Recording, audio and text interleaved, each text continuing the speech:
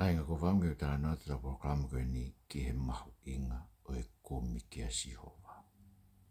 Te au ia koe mea koe ni uke mahina beika te koe whakaukau te koe koe whai ka pō koe au ke lotu, pe koe malanga i si koe whai whikau koe, pe koe setu ata koe, pe koe maurakanga i si koe whakaukau koe koe ni uke Kumi kia sihova. Ko whangu whahaka te koe, e lau peke ke mau kotoa ngai mea kātou koe ko teke Kumi koe kia sihova, po teke ilo e koe sihova.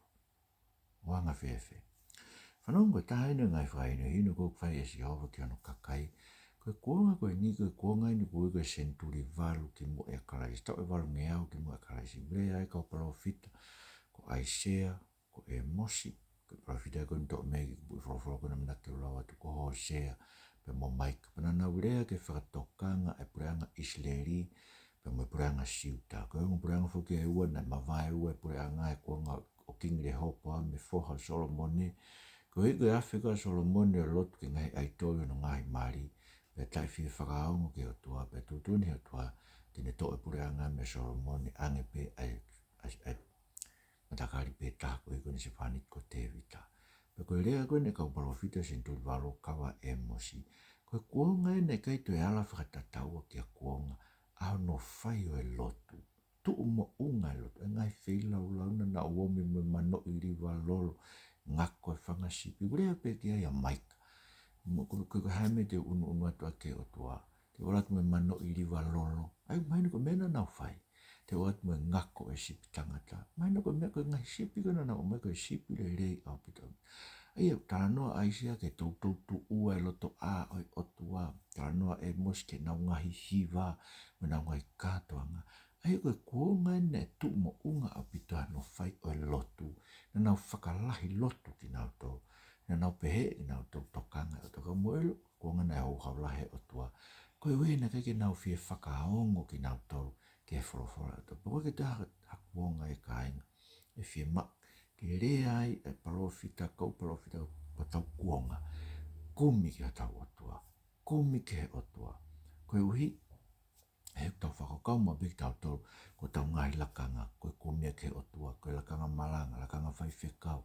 Koe misinare. Koe fuakawenga ai siasi. Pe koe siasi tau kau ke. Koe siasi tau kua piki taunga. Pe piki ke metodis ma hafua. Ngai mea tau pehe tau koe ngai mea tene whakahafu ki tau tau. Tau kua koe Kumi ke si hoa. Kai lau. Whanonge lau ai Otua. Whorofora na si hoa ke wharu siri. Kumi ke te au ka mōmoi. O te mō Kumi ki pēteri. O te mō alu ki kirikari. O te mō alu ki pēsipa. Ko pau ke pōpula a kirikari. Pe e hoko a pēteri koe muna. Kumi ke si hoa ka mōmo ui. Nā ne pā mai o hange hawhi.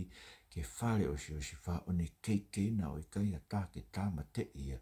Te ria a pēperi. E whahinga mō ririu e whakalao. Koe kona i. Mo o hifo ai totonu. Ke nofo e kere kere. Kumi ke te na ngahi a matariki mo orioni. Pea kune ririu ai ata o mate koe pongi pongi. Pea kune whakapo uri ai aho ke kao po uri. Ai awhio kune ui mai ai vai o i tahi o ne riringi ke whunga whonua. Ko si hova no huawha. Ai awhio kune whakatapa mai whakaauha ke mālohi. Pea ku ai whakaauha ke taritau ang. Ai koe minga o te tau Kumi.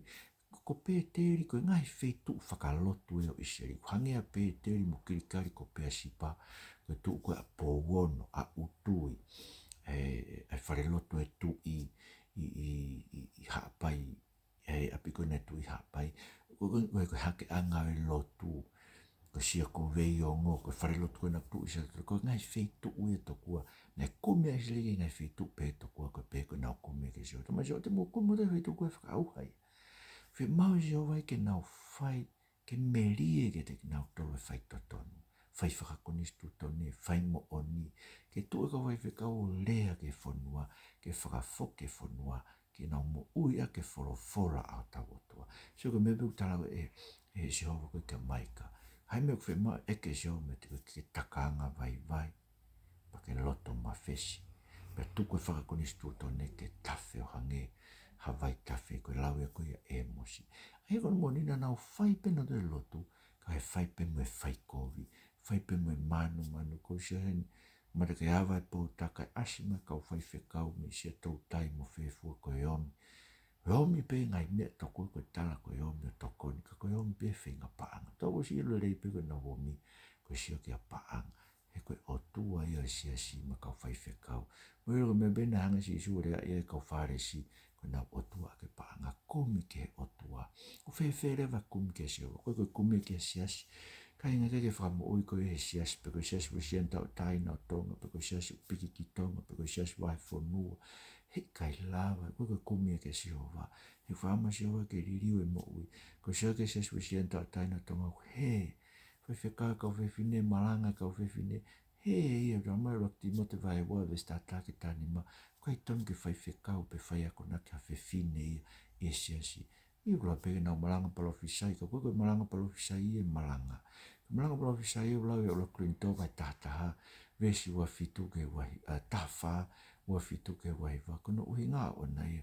Koe lea ake mea kutuku talaloto, ai koe polotu aho, na ngā ake a tau siasi, koe mea ke tua whai malanga palofisai ia, ia toko ua pe toto, na rege unga ke hanga kapakuka, ai ko hanga kono whai e aho, ni soku he siasi, pia inga tai, tari whakasoto ma, he ue siriana, ka mea tau ke piki ai, ki ha waka o whakau ke ngoto.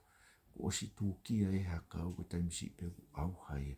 Ko e koe ke nau kei tu ke nau tole wholofola au tau. Tau koe Kumi ke siasi, kai lawa siasi, kai lawa e tu i tapu, kai lawa e kātinari, kai lawa e kausangato, kai lawa e Maria, mole mama.